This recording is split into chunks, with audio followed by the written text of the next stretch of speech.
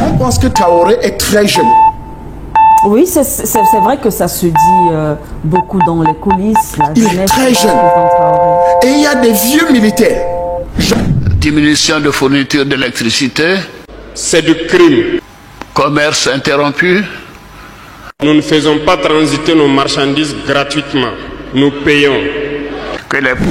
Levez les sanctions iniques, inhumaines, assassines que vous avez déjà pris contre des pays innocents, le Mali, le Burkina et le Niger. Gratuitement. Nous payons. Que les putschistes... On nous traite de putschistes. Nous ne sommes pas français, nous ne comprenons pas ce que ça veut dire. Le chef de la junte et les putschistes. Les valets locaux qui sûrement ne comprennent même pas le sens profond du mot, nous appellent aussi putschistes. Très bien, on se l'approprie. Nous appliquons ainsi les textes et les protocoles. Ce qui d'ailleurs va à l'encontre de tous les textes internationaux parce qu'on ne peut pas fermer les ports à un pays sans littoral. Ils l'ont fait, ils ont violé les textes. La communauté internationale n'a pipé mot. Il est dit beaucoup dans les coulisses. Il est très jeune. Président Traoré. Et il y a des vieux militaires, gendarmes même, qui sont là et qui se voient commandés par un jeune capitaine de l'armée encore en plus, et qui n'a pas changé son grade, qui n'a rien changé du tout de son statut de capitaine, que ça soit son salaire, que ça soit... Mais il est resté capitaine de l'armée, et même malgré qu'il occupe les fonctions de président. Oui. Donc vous comprenez que cette façon de faire ne fait pas plaisir à beaucoup de généraux, à beaucoup de colonels, à beaucoup de lieutenants-colonels qui sont dans l'armée. Donc vous comprenez que aujourd'hui il y a... Chers panafricanistes, chers Africains et la population de la France, actuellement ce qui se passe entre le Burkina Faso, la Côte d'Ivoire, le Mali et le Niger, et surtout nous allons nous accabler, nous intéresser à ce qui se passe entre le président Alassane Ouattara de la Côte d'Ivoire et le président de la transition burkinabé, je nomme le capitaine Ibrahim Traoré. Après le discours du président Ibrahim Traoré au palais, il y a de cela des jours, les discours que le président de la transition burkinabé a versé devant sa population, devant son armée, a été directement infligé à l'impérialisme et à ces personnes, à ces présidents décideurs de la CEDEAO et plusieurs autres personnalités. Les gens ont très rapidement relié ces réponses au discours ou bien à la personnalité ou bien au gouvernement de la Côte d'Ivoire qui attend essayer de déstabiliser ou de vouloir attaquer le Niger à certains moments en accompagnant la CEDEAO.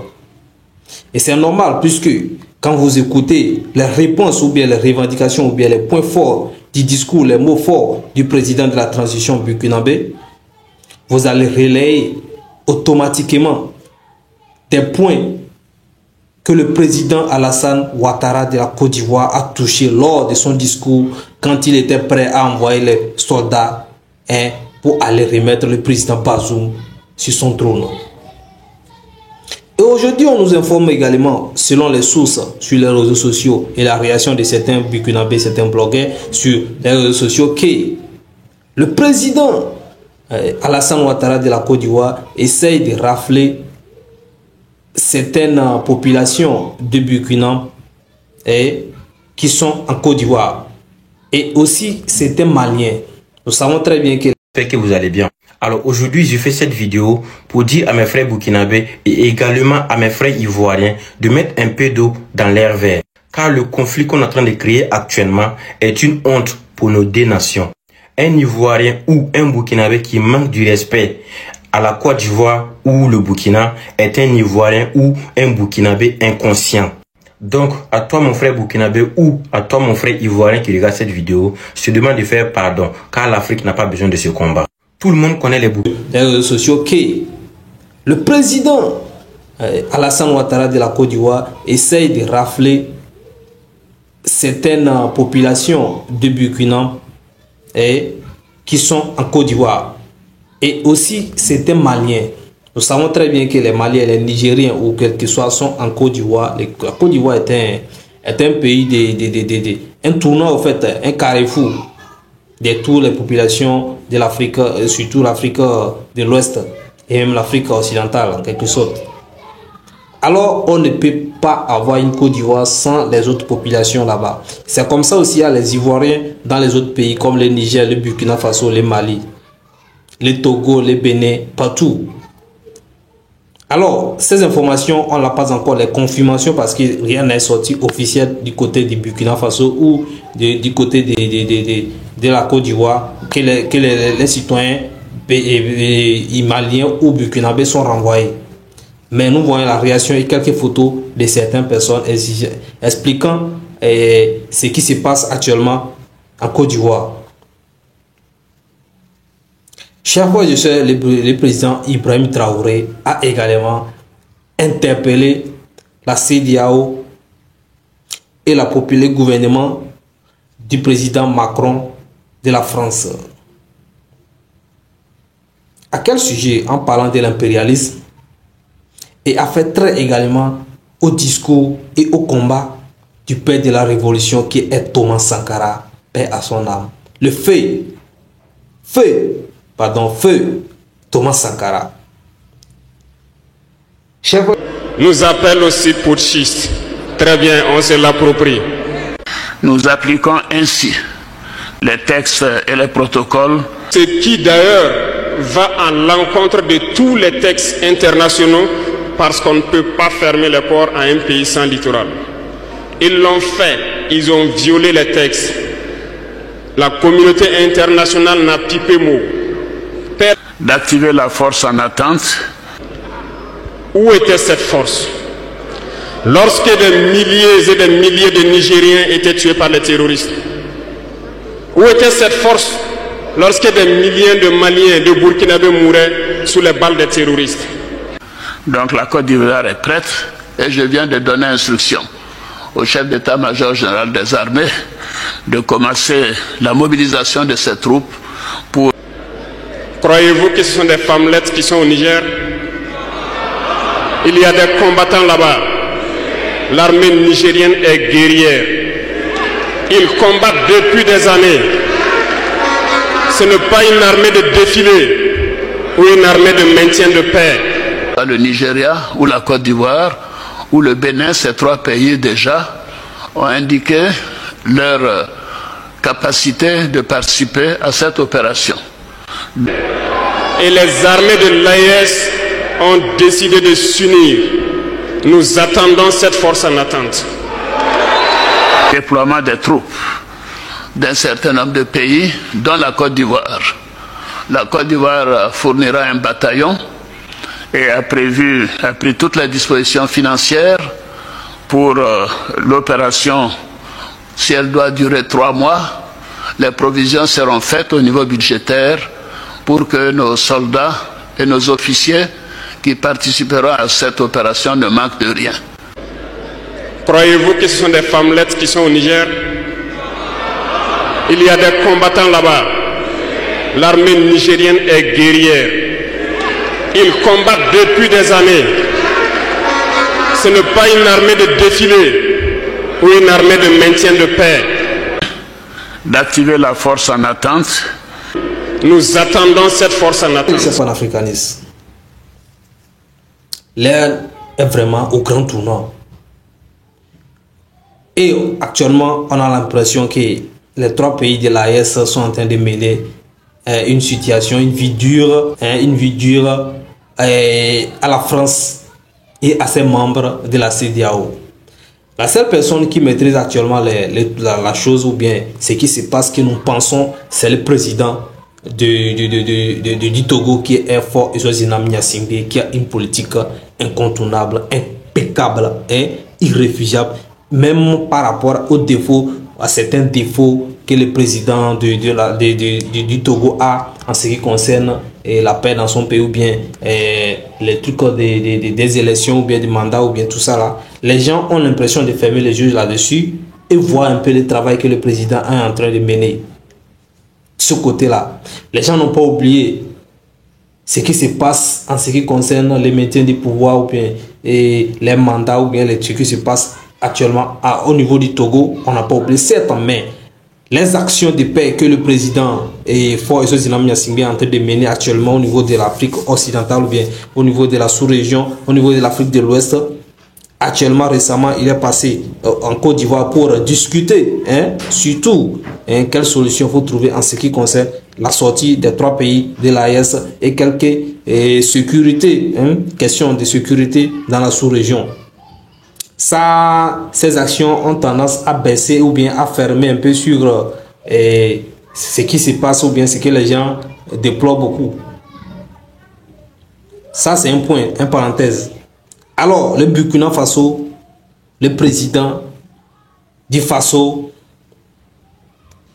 parle directement aux impérialistes. Et vous savez très bien que c'est à la France qui veut toujours maintenir sa main, ou bien sa maîtrise sur le Burkina Faso. Le président les demande, la CEDEAO, la France, d'avoir cette force d'entente pour venir attaquer le Niger. Et ils sont là. Et ils sont là et ils attendent leur intervention, qu'ils viennent. Ces discours, c'est les discours ou bien les paroles que les populations africaines révolutionnistes ont besoin actuellement. À chaque articulation du président de la transition burkinabé, vous allez voir comment la population applaudissent pour l'acclamer, pour le féliciter, vraiment pour lui dire merci, pour lui dire vraiment qu'on est derrière toi. Après le discours, vous allez voir aussi les populations, les membres de la révolution, parce qu'il y a une association, un groupement de gens à révolution, également estimer leur joie et les sentiments, leur soutien au président de la transition burkinabé. Cela montre vraiment la force que le président burkinabé a actuellement et l'audience qu'il a actuellement au niveau du Burkina Faso. Ces combats qu'il a actuellement au niveau du Burkina Faso, qui n'a pas à la quête du pouvoir, mais plutôt à la quête du changement dans son pays. Et comme il le dit, il le répète, il a l'intention de mener son combat jusqu'au bout. Mais ce qu'ils avaient oublié, c'est que le peuple du Burkina Faso avait compris notre message et s'était engagé sur la même voie que nous.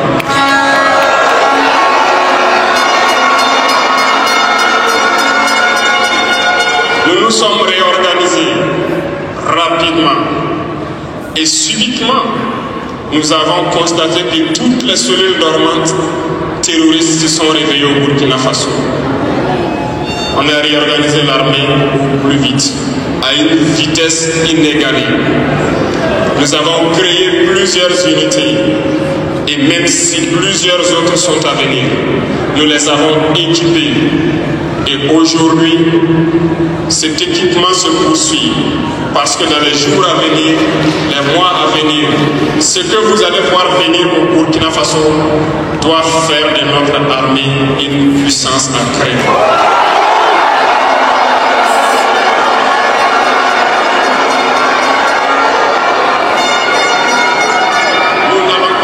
Sur les moyens. Nous avons compris que le combat qui est engagé contre l'impérialisme sera dur, très dur. Mais seuls les durs vont passer et les Burkinabés sont les durs.